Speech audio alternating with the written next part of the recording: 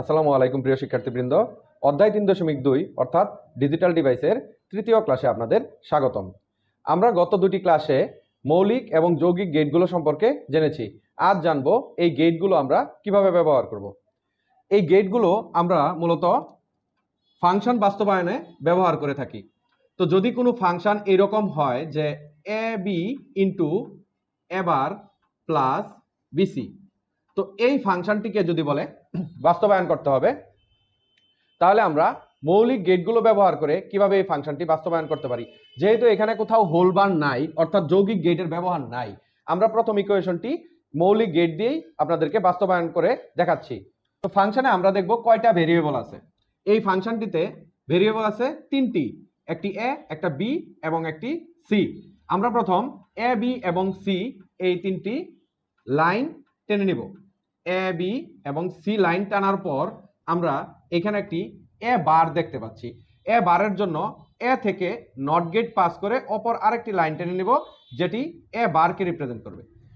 এখন আমরা দেখব এই ইকুয়েশনটি সমাধানের জন্য কোন কোন অংশ নিয়ে কাজ করতে হবে।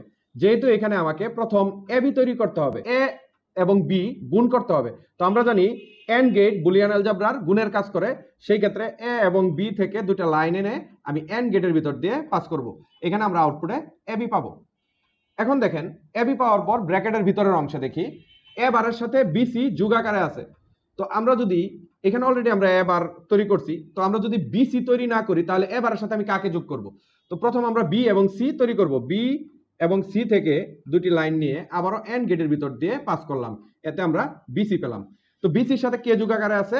এ বার যোগ আকারে আছে। তো আমরা এ বার থেকে একটি লাইন টানবো এবং সেটি বিসি এর সাথে যোগ আকারে মানে অর গেট পাস করে লিখবো। তো অর গেট পাস করলে কি হয়? এ বার প্লাস বিসি পাওয়া যায়। তো এবার প্লাস বিসিও পেয়ে গেলাম এবং এ বিও আমরা পূর্বে বের করেছি। এখন তাদের মধ্যে কিসের সম্পর্ক? গুণের সম্পর্ক। আর আমরা জানি বুলিয়ান অ্যালজেব্রার গুণের কাজটি এন্ড গেট দ্বারা করা হয়। সুতরাং আমরা এখানে এন্ড এর ভিতর দিয়ে এই দুটি লাইন ইনপুট হিসেবে দেব।